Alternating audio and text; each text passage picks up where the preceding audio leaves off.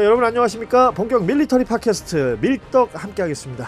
반갑습니다. 고현준입니다. 안녕하세요. 국방정론 박찬준입니다. 안녕하세요. 놀러온 정명섭 작가입니다. 자, 오늘도 저희 셋이 모여 앉았고요. 오늘은 이제 만약에 이야기를 할 시간인데 어떤 만약에를 준비해 오셨는지 우리 정 작가님.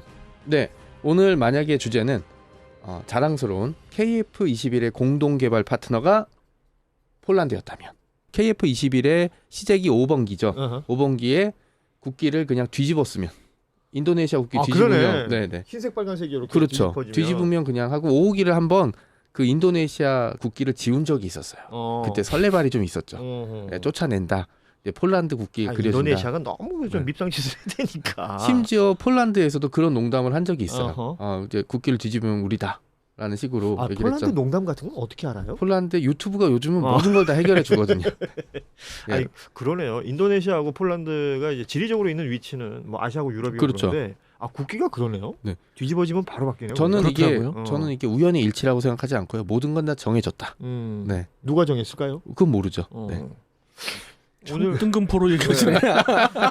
왜 그러냐면 오늘 할 얘기 많겠는데 이게 이런 얘기하면 또 좀 그렇지만 그리고 실제로 KF-21 얘기를 하면 가끔 유튜브에 인도네시아 분으로 추정된 분들이 이렇게 댓글을 달 때가 있어요. 아, 그래요? 네, 우리 분담금 낼 거다라는 식으로 이제 얘기를 하고 해서 좀 조심스럽긴 하지만 한두 푼이어야죠. 한두 푼이어야지도 있지만 그리고 뭐 약속을 안 지킨 게 지금 뭐 공식 이제 짧게 얘기하면 개발 비용의 20%를 대기로 했고 그게 전체 한 1조 7천억 정도 됐고 그 중에 얼마를 안 낸 거야? 8천억을 안 냈는데 이게 문제가 뭐냐면 10년 전에 8천억이랑 지금 8천억이랑 화폐 가치가 다르죠. 예. 예전에 8천억이면 지금으로 치면은 화폐 가치가 차이가 나기 때문에 인도네시아보다는 훨씬 줄어들었죠. 예전보다는 거기다 뭐 현물로 납부하네. 그렇죠.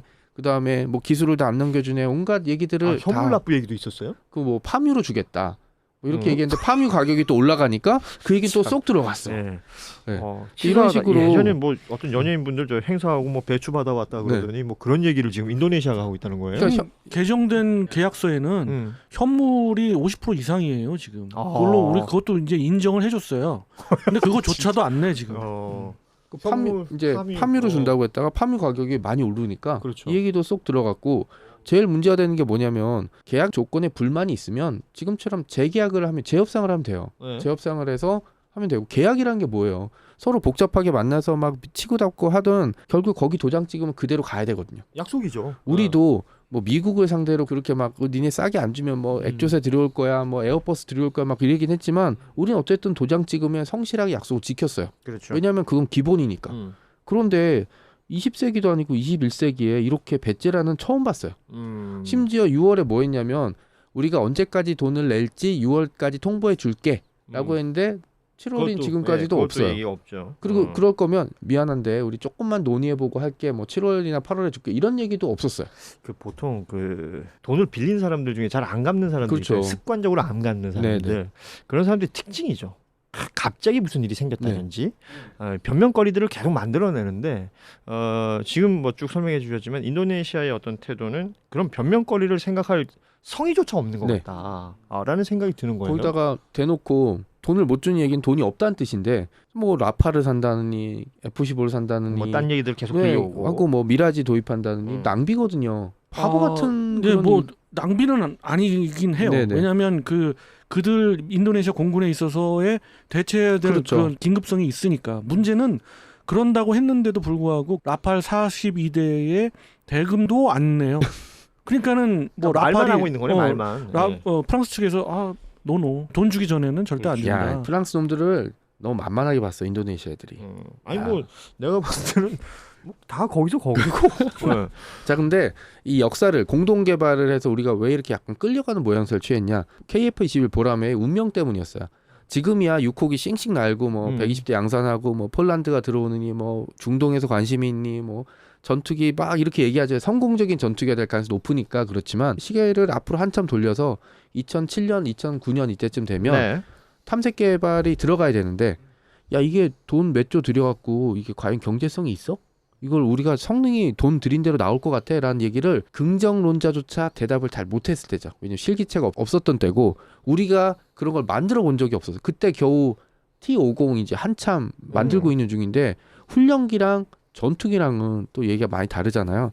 2007년, 2008년쯤에 경제성 문제가 계속 나왔어요. 120대 양산하는 걸로는 경제성을 맞출 수가 없다. 이게 이제 뭐 우리나라 안에서 나온 얘기잖아요. 그렇죠. KDI나 이런 데서 이제 경제성 얘기를 하는 거고. 그 돌파구가 나왔던 게 인도네시아죠. 2009년에 우리나라와 인도네시아가 공동개발 계약을 하기로 추진을 하고 인도네시아가 50대를 구매하기로 해요. 그럼 이제 120대에서 117에 늘어나잖아요. 그러면 경제성을 얼추 맞출 수 있었던 그러니까 거예요. 타산을 맞추는데 이제 또 관심을 뒀던 것이고요. 그렇죠. 예. 그러면서 2009년, 2010년에 MOU 체결하고 그다음에 기본 계약서가 승인되면서 보라매 개발 계획이 탄력을 받은 거죠. 덧붙이면은 그런 어떤 경제성뿐만 아니라 거기다 플러스해서 어떤 걸 대한민국에서 노렸냐면은 결국 400대 이상을 양산하고 해야 그 유지보수까지 그렇죠. 다 해서 빼먹을 수가 있는데 예. 그런 거에서 어느 국가가 사줄 수가 있겠느냐. 그러니까 시장이 열려 있느냐. 그런 거는 동남아겠구나. 그럼요. 그럼 동남아의 허브가 당시 인도네시아다. 인도네시아였고 그렇죠. 인도네시아가 말을 그동안까지 잘 들어왔어요. 네. 우리 무기책을 많이 사줬거든요. 그래서 인도네시아를 타겟으로 한 거죠. 그리고 인도네시아는 20%를 비용을 납부하고 시제기 한 대, 이제 5억이죠. 그다음에 그 자국에서 50대를 생산할 수 있는 권리를 가져가요. 네, 그렇게 되면 인도네시아 자국의 항공 산업을 육성할 수 있는 거죠. 그렇죠. 서류상으로는 그렇게 만들어졌죠. 그렇죠. 지금. 예. 근데 한 2019년 후반부터 인도네시아 여러 가지 상황들, 뭐 정치적인 문제나 다른 생각들 하게 되면서 뭐 생각이 바뀔 수는 있죠. 뭐 사람 생각이 또 바뀐데 국가의 방향이 바뀌는 건 있을 수 있지만 그럴 거면 서로 협의를 해서 계약 조건을 수정해야 돼요. 계약 조건 수정하거나 아니면 비용을 좀 늦게 내거나 할 때 다 계약으로 조정하면 되죠. 우리가 수출로 먹고 사는 나라인데 그걸 안 들어줄 리는 없죠. 예. 이번에 재협상도 한번 해준 적이 있고 근데 박 의원님 얘기대로 변명조차 하기 귀찮아한 거죠. 6월 달에는 완납한다는 뜻이 아니라 돈을 언제까지 주겠다는 계획서를 제출한다는 건데 납부 계약서 내기로 했었죠. 네, 그것도 안 내고 이걸 왜 안 냈는지에 대해서도 얘기 안 했어요. 제일 좋은 건 정보를 알려줘야 되는 거죠. 그래서 네. 6월 중순쯤에 저도 안 될 것 같으면 미리 좀 늦어질 것 같다. 그럼 그쪽에도 계획을 세우는 거잖아요. 이런 것들조차 안 하면 국가 간에 신이라는 게 있잖아요. 인도네시아가 뭐 자원 부국이고 동남아의 허브인 건 잘 알겠어요. 그런 거에 갑질을 하거나 꼼수를 부린다는 조건이 되지는 않아요. 자, 인도네시아 욕은 실컷 했습니다. 네, 맞습니다. 자, 그 다음에 오늘 만약에가 뭔지. 네, 그래서 이제 그렇습니다. 그래서 if 만약에는 이 인도네시아가 아니라 이게 폴란드였다. 맞습니다. 예. 네, 아유, 네. 이제 본격적인 네, 거구나. 맞습니다. 폴란드가 폴란드가 네. 발등에 불이 떨어졌잖아요, 작년에. 그래서 이것저것 안 재고 작년에 우리나라 물건을 엄청 사줬습니다. 방산물자를 뭐 대금도 성실하게 납부해주고 뭐 다른 거 없이 그냥 살게. 그리고 바로 샀어요. 예를 들어서 부자들이 여기서부터 여기까지라는 식으로 네, 그렇게 사드렸는데 지금 2020년의 상황이 만약에 이제 10년 전에 폴란드에 예측을 했다면 당연히 공동개발 계획에 뛰어들 기회가 되죠. 폴란드도 항공산업이 있지만 전투기를 만들 정도 수준은 아니거든요. 예. 네, 그러니까 인도네시아 대신 폴란드가 들어왔다면 어떻게 됐을까라는 생각을 하면 행복회로밖에 안 돌아가요. 지금 와서 이제 결과론적 얘기입니다만 그렇죠. 10년 전 상황은 아까도 얘기했지만 이 동남아시아가 타겟이 됐던 게 분명히 있었기 때문에 그럼요. 인도네시아가 네네. 이제 주요 파트너가 됐던 것인데 만약이니까 그렇죠. 네. 유럽에 있는 폴란드가 폴란드였다면 네. 사실은 폴란드가 지난 10년간 보여줬던 어떤 모습이 있습니다. 그렇죠. 예. 그랬다면 일단 폴란드는 말이 통하는 국가잖아요. 이번에 대금 납부 문제라든지 여러 가지 있어서 예측 불가능한 모습을 보여준 적은 없어요. 이게 흔히 하는 말로 이제 친구들끼리 그렇죠. 뭐 맛있는 거 먹고 엠빵 하기로 했어. 그렇죠. 예. 그래서 오늘 내가 낼 테니까 나한테 보내줘라고 그렇죠. 했는데 얘가 안 보내줘요. 안 보내. 안 보내주는 애는 인도네시아고 그렇죠. 그냥 그날 바로 보내주는 친구들 네. 있거든. 흔히 하는 말로 나이스한 애들이 있어요. 그렇죠. 그게 폴란드였다. 맞습니다. 그렇게 되면 폴란드는 또 유럽에 속해 있는 국가이기 때문에 뭐 유로도 속해 있고 나토도 속해 있기 때문에 이 나라는 약속을 지킨다는 어느 정도 신뢰가 개념이 생기는 있죠. 거고. 네, 이번에 그 K2, K9 살 때도 심지어 돈을 먼저 보내줬어요. 예상보다 더. 네, 선납해서 빨리 줄 선입금 너무 테니까. 좋아. 선입금 그쵸. 너무 좋아 진짜. 돈을 먼저 보내줄 테니까 빨리 주세요. 우리 급해요. 예. 라는 식으로 그런 게 만약 10년 전에 됐다면 대금 납부 문제는 전혀 없었죠. 그렇죠. 또 하나 인도네시아가 버티는 게 뭐냐면 우리가 그쪽 자원이 필요해서 가져가는 게 되게 많고 시장이 지금 인구가 거의 3억 정도 되는 걸 알고 있어요. 인도네시아 굉장히 큰 나라죠. 그 나라에서 시장이 너무 크니까 지금 또 중국에 문제가 생기니까 동남아에 대체해야 되는데 가장 큰 국가는 어쨌든 인도네시아거든요. 이 국가에 속된 말로 눈치를 안 볼 수가 없고 인도네시아 너무 잘 알고 있어요 이거. 그러니까 우리가 튕긴다고 니네들 어쩔 거야 라는 게 보이는 게 더 얄밉거든요.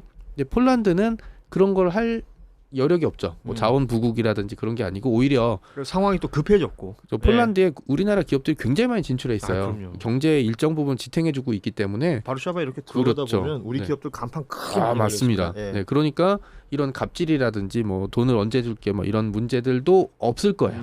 그리고 현물 납부라고 하잖아요. 현물 납부로 폴란드에 받을 게 너무 많아요. 이번에도 사람들이 많이 사주니까 우리가 살 건 없지만 폴란드산 우유 맛있더라.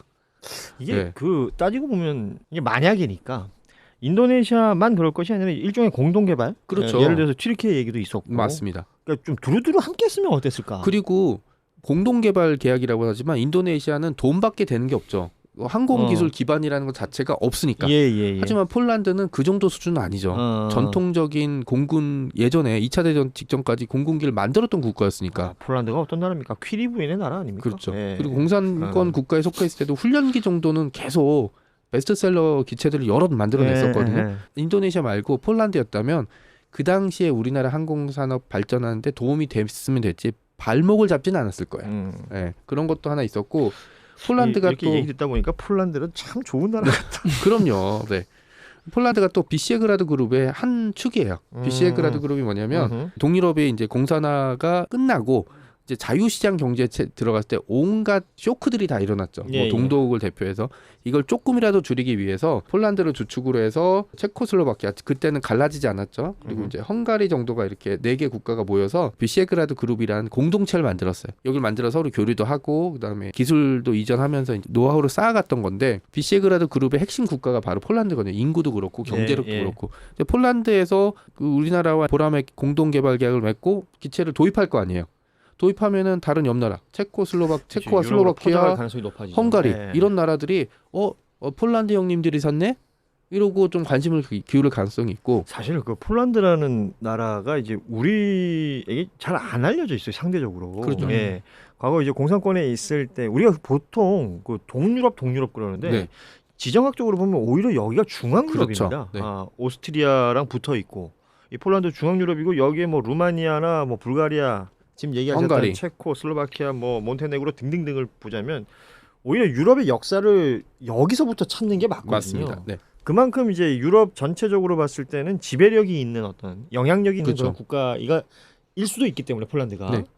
어떤 것들이 잘 연결이 돼가지고 네. 우리랑 이렇게 퍼져나가는 파급 효과를 따졌을 때는 폴란드가 굉장히 큰 역할을 했을 것이다. 맞습니다. 그리고 폴란드가 한때는 지금은 이렇게 좀 위기에 처해 있고 이러지만 한때는 러시아도 공격해서 그렇죠. 예, 한때 지배했던 국가 중에 하나였었거든요. 그리고 비시에그라드 그룹 핵심 그룹 또 하나가 좀 얌체 같은 짓인데 이 유럽 애들이 자유경제다 장벽을 없애라 이렇게 얘기했는데 방산 관련해서는 자기네 장벽을 쌓고 있잖아. 이번에 노르웨이의 K2 전차 들어갈 때도 대체해서 우리가 전차 10대 살 테니까 보통 더 많이 사 이런 식으로. 그리고 예를 들어서 너무 불리하면 조건 아니야 그럼 야 우리 나토는 이렇게 조건이 돼 있어라는 식으로 내세웠었거든요. 예. 앞으로 이게 계속 강화될 거. 왜냐하면 폴란드에서 이번에 작년에 샀던 전차와 장갑차 값 상당수는 EU에서 나왔거든요. 네, 우리 대신 니네들이 싸워줘 이렇게 해서 들어왔기 때문에 이런 방식은 앞으로도 계속 높아질 수밖에 없거든요. 왜냐하면 우리 돈인데 우리 물기 사야지라고 할 수밖에 없잖아요. 유권자들한테 설득해야 되니까. 근데 이제 폴란드는 그 유럽 안에 있는 국가이기 때문에 여기서 공장 짓고 여기서 물건을 만들면 그런 장벽을 넘어갈 수 있는 거죠. 일종의 전진기지 유럽으로의 진출에 네. 전진기지가 충분히 될 수 있었을 텐데 그러니까 뭐 두루두루 지금 얘기하다 보니까 참 많이 아쉽네요. 하지만 10년 전 상황은 또 달랐기 때문에 그렇죠. 근데 이번에 만약에는 그 당시는 이제 당연히 그렇죠. 비현실적이었지만 네. 앞으로는 그렇게 될 가능성도 있겠다는 그럼요. 희망을 품어보는 만약인 것 그렇죠. 같아요. 이 시장에 대해서 분석하는 방법도 그렇죠. 달라질 수 있는 것이고 그리고 어떤 세계 자체가 좀 재편되지 않았나라는 생각도 그렇습니다. 들어요. 신냉전 얘기도 예. 나오고 있고 유럽에 우리가 거점을 마련할 수 있었다는 거는 옛날 같았으면 상상도 못할 일. 그때는 동남아 진출만 해도 대단하다라고 생각했는데 불과 10년 만에 근데 이게 그렇죠. 우크라이나 러시아 전쟁이 만약에 없었다면 이 모든 것은 쉽게 이루어지지는 그럼요. 않았어요. 예. 근데 이게 그렇게 되기 때문에 이렇게 됐고 앞으로 그렇게 될 가능성이 있으면은 그런 파급 효과가 그렇죠. 분명 있다.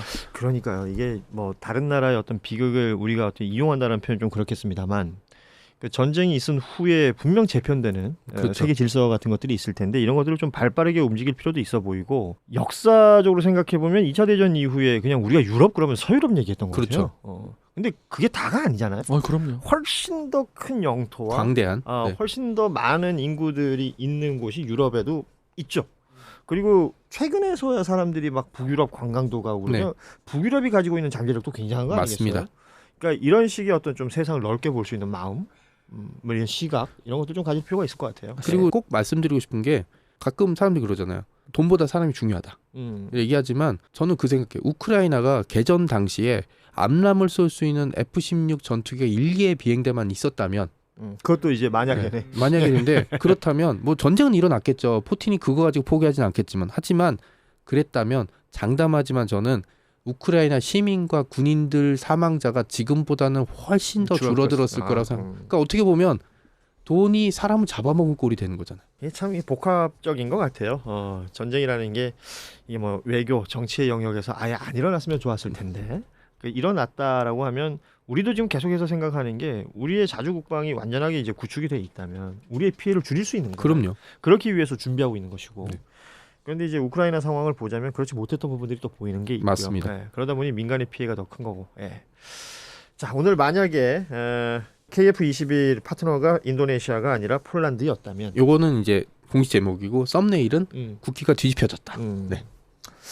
재미있습니까? 국기 뒤집힌 거? 네, 그냥 뭐 알았어요. 썸네일. 제가 알아서 할게요. 네, 알겠습니다. 네. 오랜만에 마이크를 잡네요. 네. 그 레포터 마이크를 내렸어요, 이렇게. 네. 좋은 모습이었고요. 자, 오늘 밀떡은 여기까지 함께하도록 하겠습니다. 저희는 또 다음 주에 재미있는 이야기들 준비해서 찾아오도록 하죠. 여러분 고맙습니다. 안녕. 안녕히 계세요.